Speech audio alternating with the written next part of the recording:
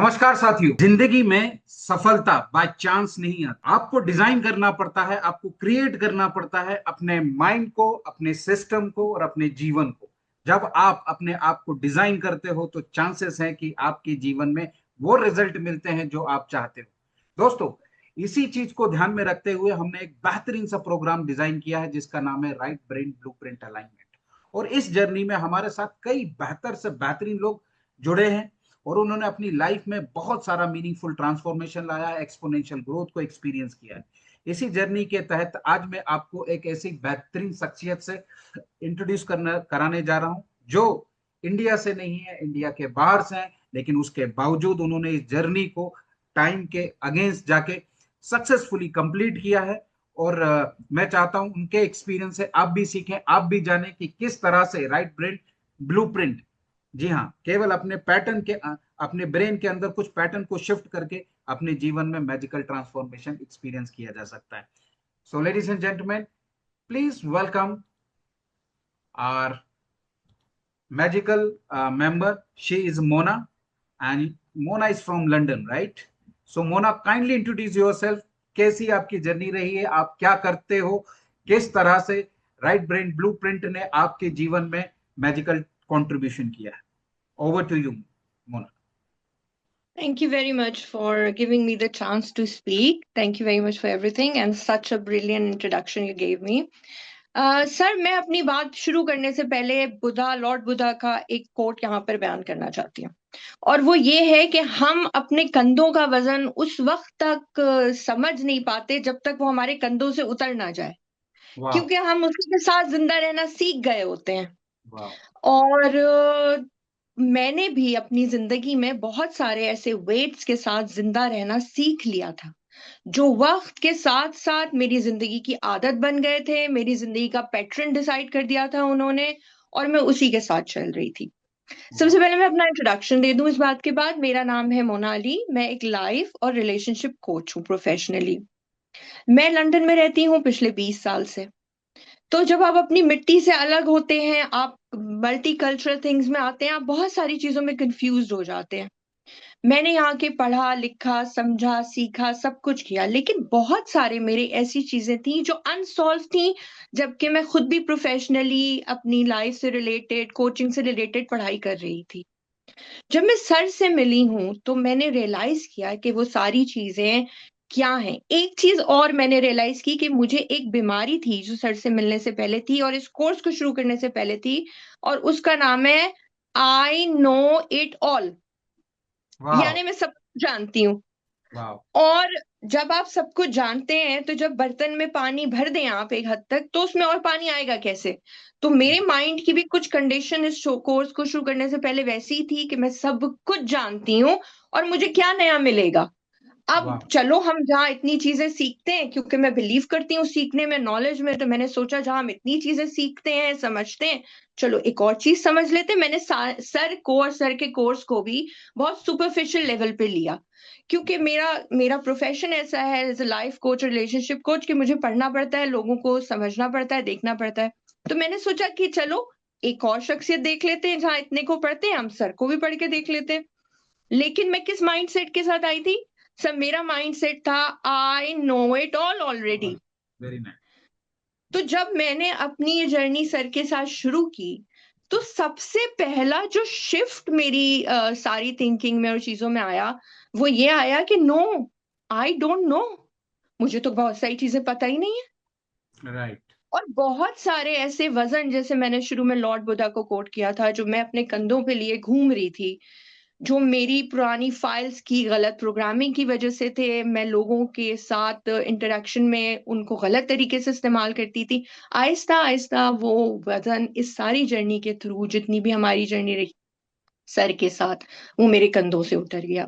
एक चीज personal level पे मैंने एक्सपीरियंस की कि मैंने सर से मिलने से पहले, क्योंकि मैं रिलेशनशिप कोच हूँ और लाइफ कोच हूँ, मैं बहुत सारे लोगों से मिलती रही हूँ, बात करती रही हूँ, तो मैंने लोगों पे यकीन करने का एक जो वो था कि ये कुछ कर सकता है मेरी जिंदगी में, वो थोड़ा कम हो गया था मेरे पास वो रेशो। लेकिन सर के साथ आके मुझे हैरत हुई कि आप ये सर मैं आपके मुंह पे नहीं कह रही हूँ, लेकिन आप वो शख्सियत है जिस पे आप यकीन कर सकते हैं कि आप हमें आगे ले जा सकते हैं। Very nice, very nice. इतना कुछ जानने के बाद भी। तो ये सबसे बड़ा इमोशनल शिफ्ट, अगर आप मुझे कहें, मेरे पास डिटैचमेंट एबिलिटी नहीं थी। मैं लोगों के मसले सुनती थी, उनके साथ अटैच हो जाती थी, सोचती रहती थी। मेरे पर डिटैचमेंट एबिलिटी आपने मुझे दी। आपने मुझे सिखाया इस कोर्स के थ्रू कि किस तरह से मैं कंसिस्टेंट रह सकती हूँ, कमिटमेंट के साथ और कन्विक्शन के साथ। ये वाह, एक बहुत बड़ा फॉर्मूला आपने मुझे दिया इस कोर्स के very through. Nice, very nice. तीसरी चीज जो बहुत बड़ा मेरी जिंदगी में शिफ्ट आया, आपने मुझे इमोशनल स्टेबिलिटी दी। मैं हम्म। इमोशनली स्टेबल नहीं थी इस कोर्स को करने से पहले। वेरी चीजों नाइस। को, बहुत सारी चीजों को मैं गलत तरीके से सोचती थी। तो एक वो जो कहते हैं, धारा बदल कर आप सैलाब का रुख मोड़ देते हैं डैम बनाकर।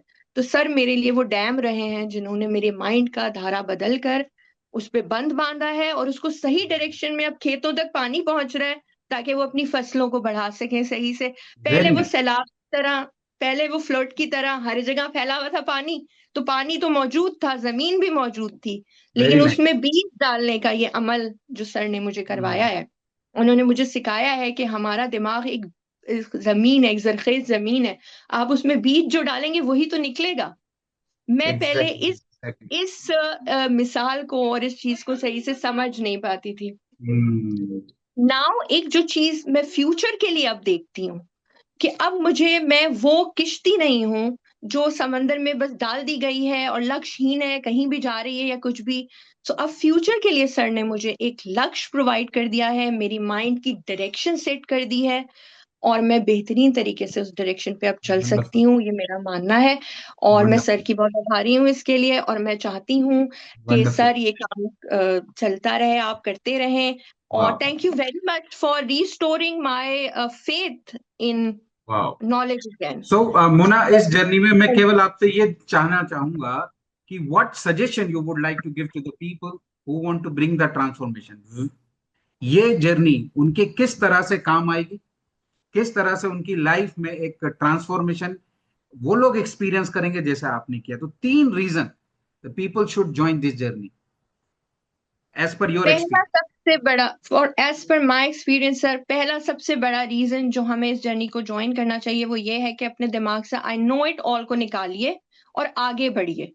राइट, क्योंकि आपको एक जगह रुकना नहीं है। अगर एक राइट, जगह पानी भी रुक जाए तो उसमें बदबू आने लगती है। तो राइट, पानी को भी चलते रहने देना चाहिए।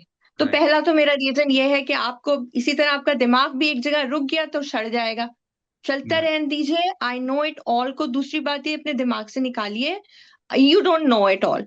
राइट, आपके बड़े बड़े महारथी बैठे जो हम राइट, अपनी ईगो में नहीं कर पाते। और राइट। दूसरा सबसे बड़ा रीजन ये है कि किस तरह से हम अपनी ईगो को हटाकर, किस तरह से हम अपनी इंट्यूशन को आगे ला सकते हैं, ताकि हमारा इंट्यूशन। जो लॉजिकल माइंड है सो वो हमें। ये जी इस जर्नी में कौन से पैटर्न या कौन सी चीजों ने आपके इंट्यूशन को बिल्ड किया है, आपको आई के ई से, आई के ए आई से बाहर निकाला? वो क्या एक्सरसाइज करी थी आपने?